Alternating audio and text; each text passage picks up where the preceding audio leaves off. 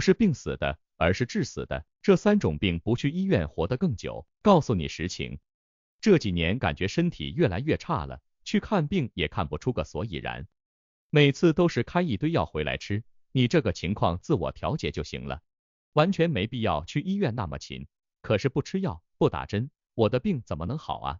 正常吃饭，好好睡觉，什么问题都没有。你现在这么年轻，身体偶尔有异常很正常，动不动就去医院，结果回来治标不治本，光靠吃药打针怎么行？你就不怕那些改善手段也有副作用吗？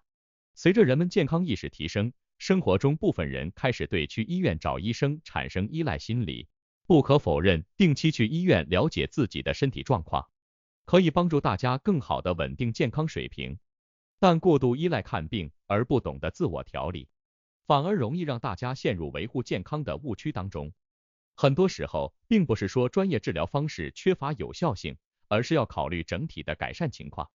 如果只是单一方面得到暂时性改善，根本问题解决不了，那么药物或手术治疗的收益就是偏低的，甚至是自我损耗。这也是为什么有些人总是说不是病死的，而是致死的根源问题还是在人们的医疗理念与实际的健康需求匹配度不高。疾病的根源或许在于血的改变。有过体检经历的朋友应该知道，很多项目的化验都要依靠抽血。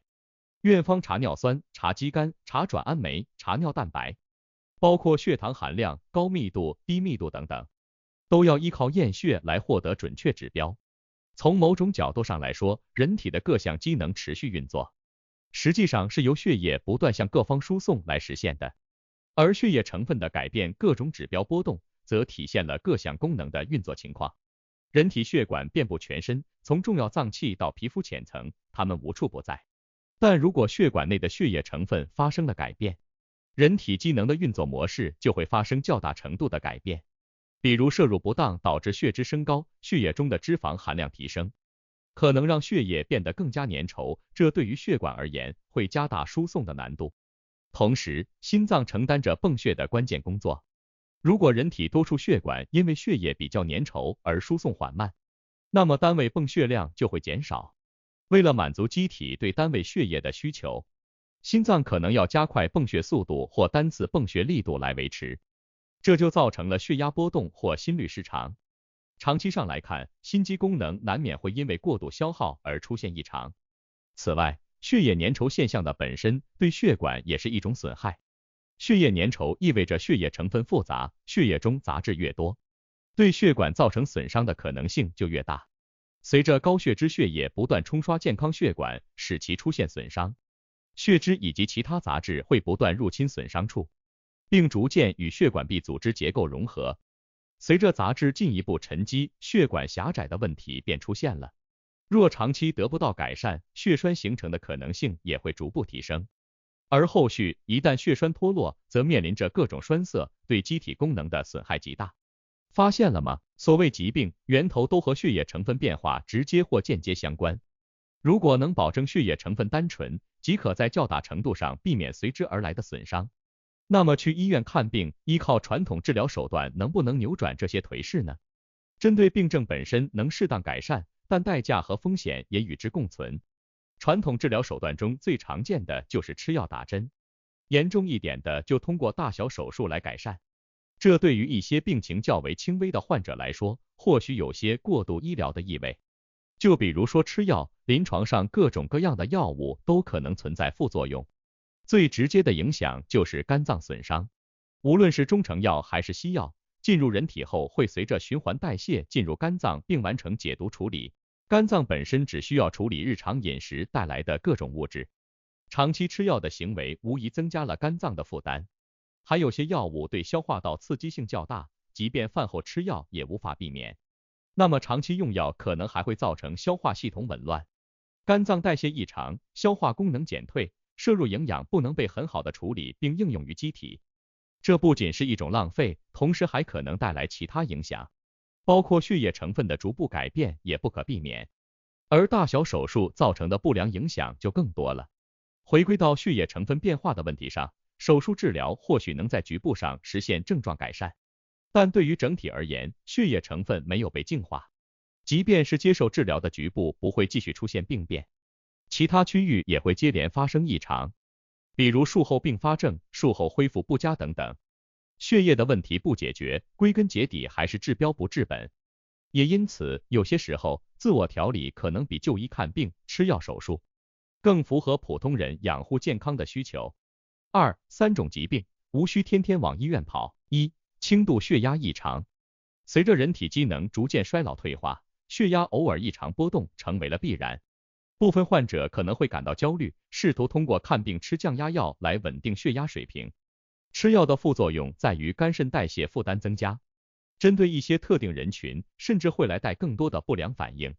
如果一味的依赖降压药，原本只是轻微波动的血压，很可能因为长期用药而过度降压，最终导致血压偏低，形成更大的血压异常波动，这对于血管和主要脏器来说是非常不利的。血液输送环境恶劣，脏器负担增加，长期上必然会影响到全身机能的运行，引发其他异常。2、血糖偏高。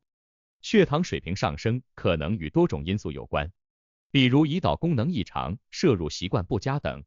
如果盲目依赖降糖药，情况就会和轻微血压异常时用药依赖的结果类似。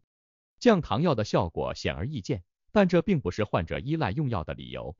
如果只知道吃药而不注重日常生活中的自我调理，每天胡吃海喝，那么再多的降糖药也无法帮助患者稳住血糖水平。针对血糖水平偏高，了解根源问题十分关键。如果只是常见因素，通过调节饮食、适当运动、合理减重，通常是可以得到改善的。而过度用药可能会增加额外的身体负担与健康风险，并非明智之举。3、胃病。当代人受生活习惯等因素影响，普遍存在不同程度的胃部问题。有些人为了避免胃部不适，就会依赖胃药缓解。先不说药物副作用，胃部问题其实与饮食直接相关。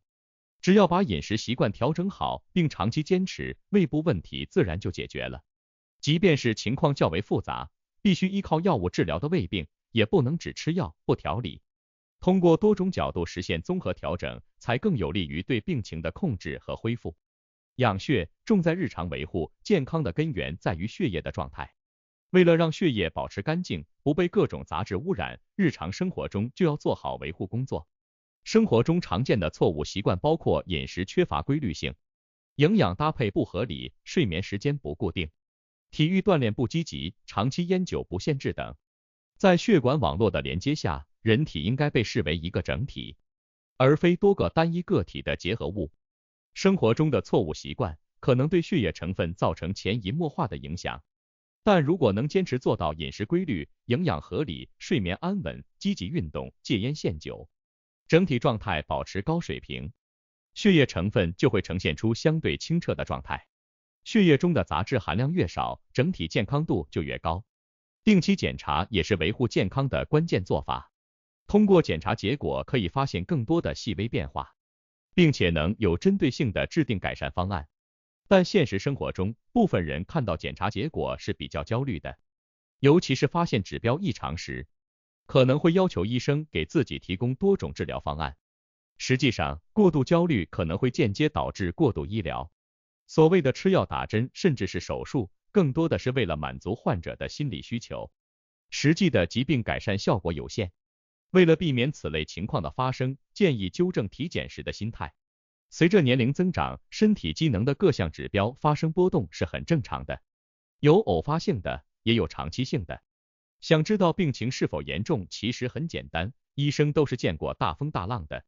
只要医生的态度很淡定，那么就无需操心，依靠生活疗法完全可以改善。但如果医生的态度不太明朗，则要提高重视，找到日常保养与传统治疗手段之间的平衡更为关键。总结，疾病的出现在某种程度上来讲，其实是血液成分变化的一种具体表现。血液中杂质增加，机体运作的负担加重，各个器官之间默契度降低，不良反应便会接踵而至。像胃病、轻度血压异常、血糖偏高，其实并不需要大量的医疗投入。依靠日常调理，不仅可以稳定病情，还能避免医疗方式可能带来的弊端。为了进一步保养健康，建议纠正错误习惯，端正就医心态。这样才更符合人们对健康的追求。